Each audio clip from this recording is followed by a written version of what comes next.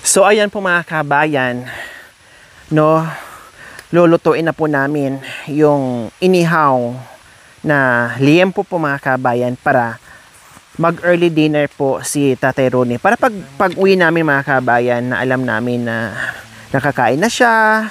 Pag alis namin, alam namin na mayroon na siyang ulam na nakatabi, naluto na. So ngayon naman, yung karne, yung liempo po mga kabayan kasi iihaw na po natin. Kaya ayan, napakasipag ni Tatay Ronnie dito mga kabayan. Meron siyang initiative po mga kabayan. Alam po niya, no, kumikilos din siya, alam niya, no, kahit hindi mo siya pagsabihan, basta nakikita niya mga kabayan, meron siyang initiative. At mabilis din siya kumilos. No, talagang survival yung kanyang kilos dito mga kabayan. Alam naman natin pag survival, bawal ang palamya-lamya ang kilos. Kailangan maleksi ka, mabilis ka. No? So dito talaga siya naguhugas ng kanyang mga pinggan. Kasi ito kahit walang ulan, kahit tag-init po mga kabayan, hindi siya nauubusan. No? At walang mga tao dyan. Kasi nga wala nga siyang kapitbahay dito eh. Walang mga tao dyan, walang magdudumi dyan. No? Kasi nga gubat na yan dyan sa itaas. Walang ibang na nakatira dito. Kaya dito, malaya ka dito, malinis to, malaya ka maghugas. Dito, ito lang talaga.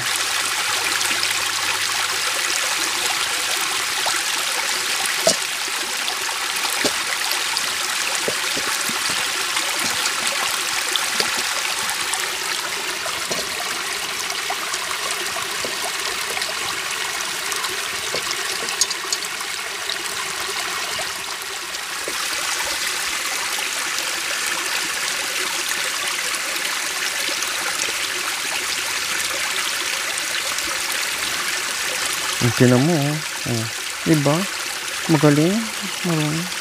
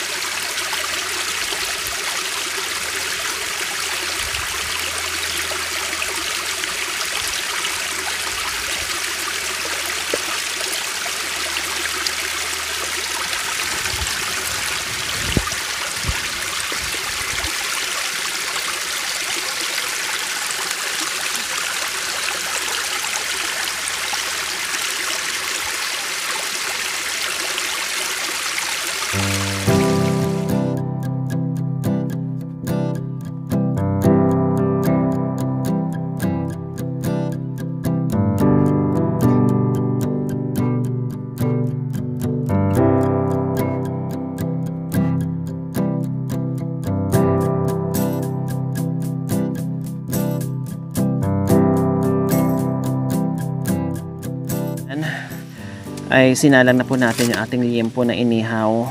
Inihaw namin para aabot ng ilang araw, no, ni Tatay Ronnie po mga kabayan, na kita paano ay meron siyang maulam-ulam.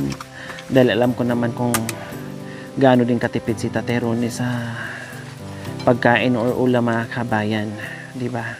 Kaya malaking bagay sa kanya. At syempre, no, dama natin, hindi man masabi-sabi ni Tatay Ronnie yung naramdaman niya ngayon, pero dama natin kung gaano niya pasasalamatan at gaano siya kasaya sa pagbisita natin muli, na kahit papaano ay napasyalan na naman natin siya dito, o di ba? At higit sa lahat, yung aking pasasalamatan po mga kabayan, yung pagtanggap muli ni Tatay Ronnie dito sa atin, na buong-buo pa din po. Okay, so ayan, at least tiyak na tayo sa pag-uwi mamaya ay talagang may ulam na si Tatay Ronnie. Hey Ronnie, may lahi po ba kayong Hapon? Wala, kasi ang mukha nyo parang Hapon, mata nyo parang Hapon, ang hugis ng pisngi nyo para kang Hapon. Wala? Anong lahi mo? Anong lahi mo? Kulot? Army. Army. Ha? Marumi? Army. Army ka?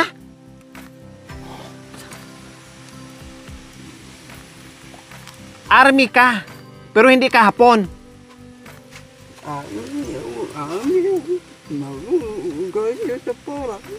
Army ka dati sa Purak.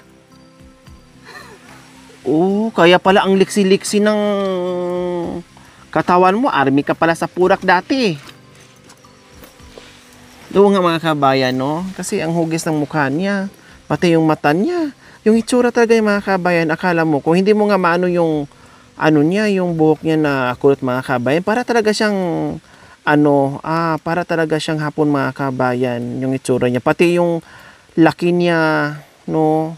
Talagang hapon na hapon yung itsura niya mga kabayan. Ilang taon siya nag-army? Ilang taon po kayo nag-army? Lahat ng bundok na ikot mo? Maraming army. Nakasamahan mo dati? O walang di masama. Mabait naman ang mga army Oh. Oo, opo, hindi naman masama. Mabait naman ang mga army. 'Di ba?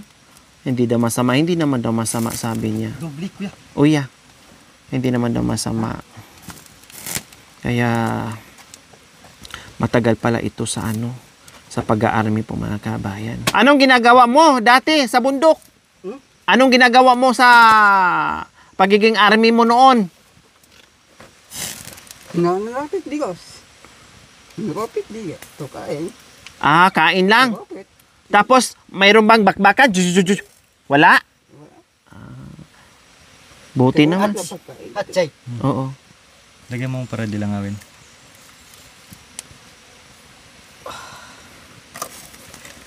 So, syempre po mga kabayan, sanay din po si Tatay Ronnie sa baboy ramo. O, di ba?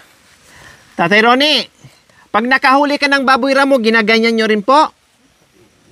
Ihaw? Malaki? Anong gagawin sa ulo? Sa ulo ng baboy? Anong gagawin sa ulo? Ihaw? Ihaw? Gusto ko makakain ng lechon na baboy ramo.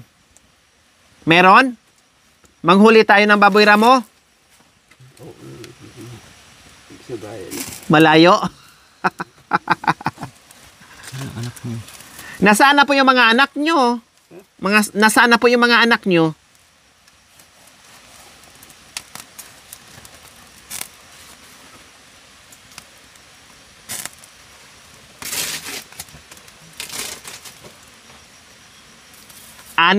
Anim. Hindi sila pumasyal dito. Hindi pumunta. Nag-aral. Oh, hindi daw pumunta. Hindi ka binisita? Hindi ka binisita dito? Pasyalan, kumustahin.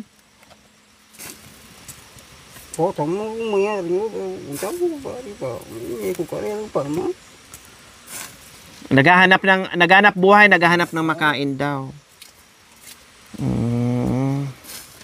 Diyos ko, anim ang anak ni tatay mga kabayan. No, ni isa, ni minsan ay hindi madalaw-dalaw nila dito yung tatay nila. Ano daw? Maraming army nun. Maraming army noon. Pumapasok sila. Tapos umaalis din.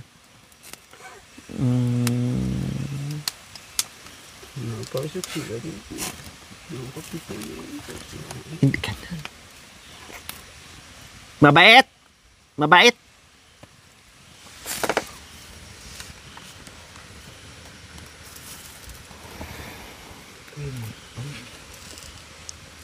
May asin po kayo?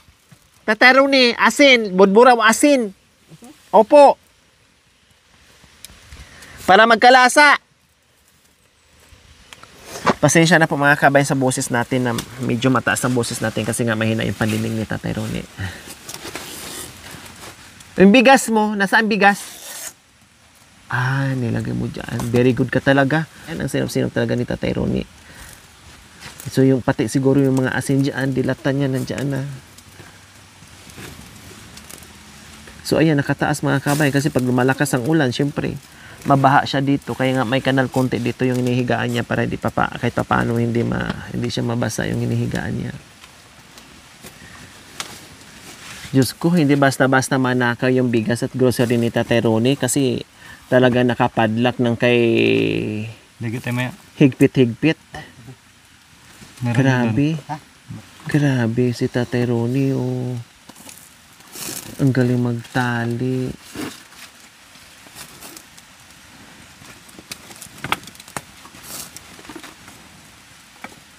Lahat ng gamit niya mga kabayang nakahang. Lahat ng gamit niya nakatali, nakasako. O, lagyan ng asin para may lasa. Ang dami-dami namang tali niyan, Tatay Ronnie. Hindi mo na alam kung saan mo na nailagay yung asin. Tingnan mo.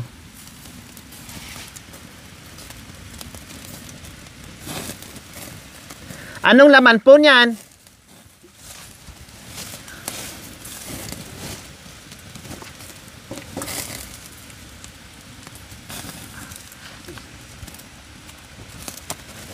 Yan. Yung binigay. Nandyan pala. Nandyan pala mga kabay yung mga grocery na binigay natin. Nung nakaraan.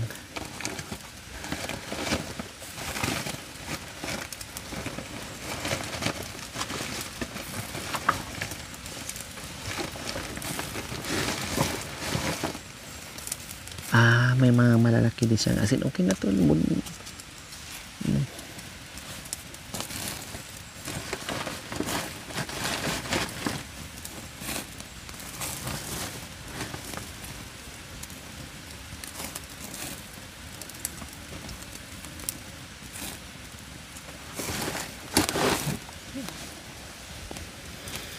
Para magkalasa.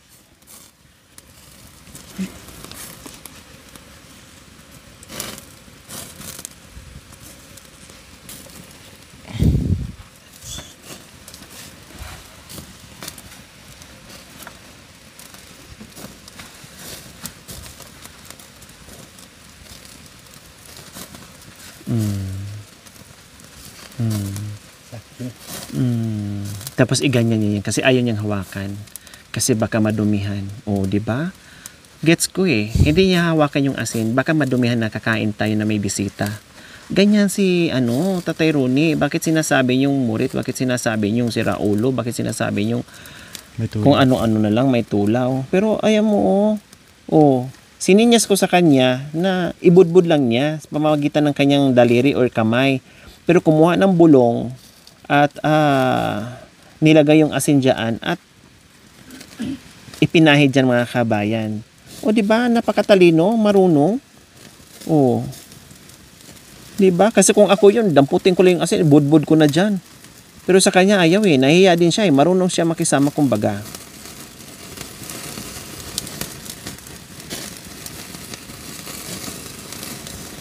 O. Di ba? Ganyan. Para may lasa. Kasi alam nyo naman, yan ang gusto nyo.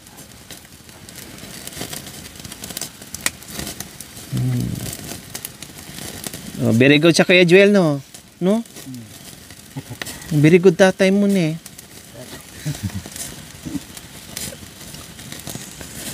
Oh, di talaga hawakan yung asin mga kabayan.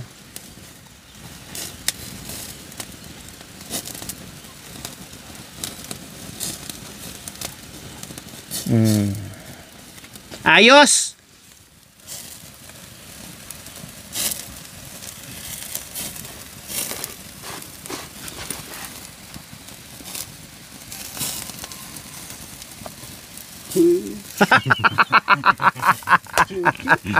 Chucho. Chucho daw. Kabisado na rin ni tatay. Yan ang kamustahan namin ni Tatay Ronnie pagdating dito.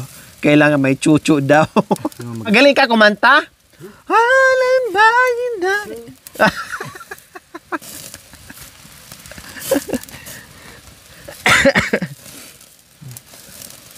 Pangliklik.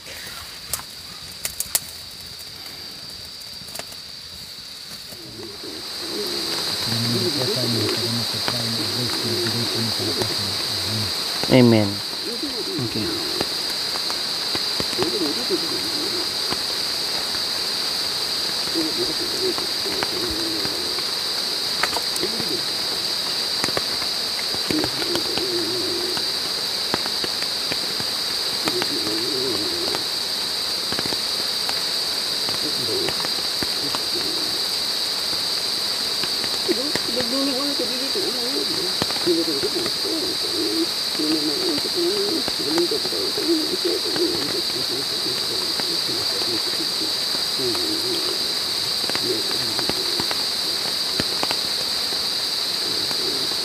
Amen. Okay, sige. Suka dyan, maglapay nyo. Bahala kayo kung anong gusto nyo. Kain na. May lara din. May lari din dyan. Maraming ulam ha. Kain, maraming ulam. So yan po mga kabayan. Late lunch. Kasi naghahanap pa tayo ni Tatay Ronnie kung saan siya. Di bali. Nakahabol naman at kumain naman si Tatay Ronnie kanina bago siya umalis kasi nga may sinaing at may... Tingnan natin mga kabayan, asin lang ang binudbud dito. Aray. O, ganito sila magluto dito mga kabayan. Ganyan lang kasimple. Wala nang maraming kaikikan. Iano lang nila ng asin. Kahit ako mga kabayan, gusto ko kaya minsan asin lang. Sarap. Manyaman ko yan.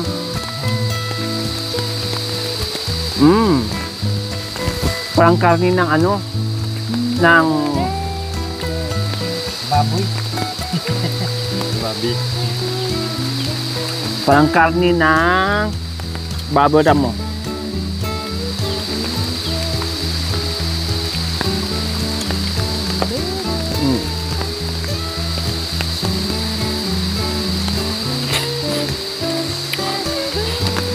Sarap.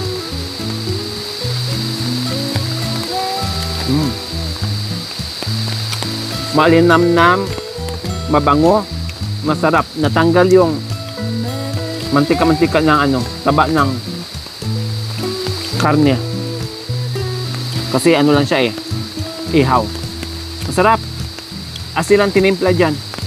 Masarap na.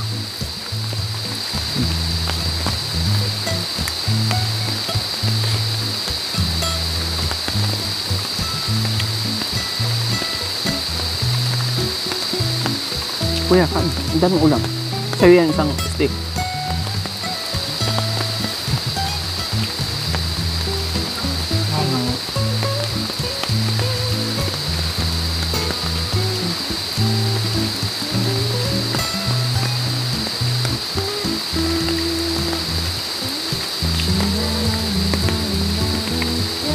Sarap, no? Sarap. Pagka-ihaw. Sarap.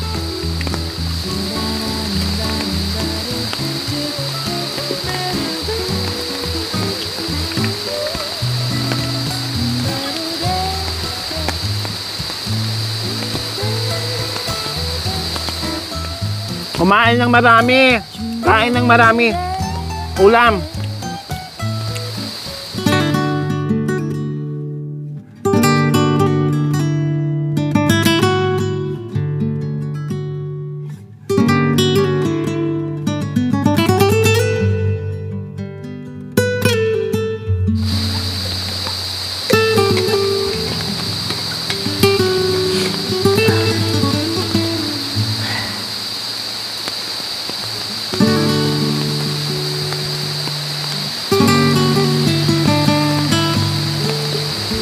Tapos pahinga muna kunti.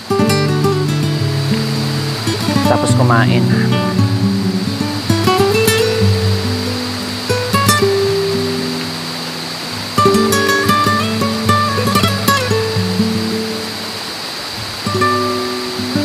biskwit pa siguro natira yan si tatay. Yun na lang mamaya mag ano ng kape. Masarap yung ganyan kuya, no, yung asin lang, no? Minsan nga ganyan nga gagawin natin sa Bionic.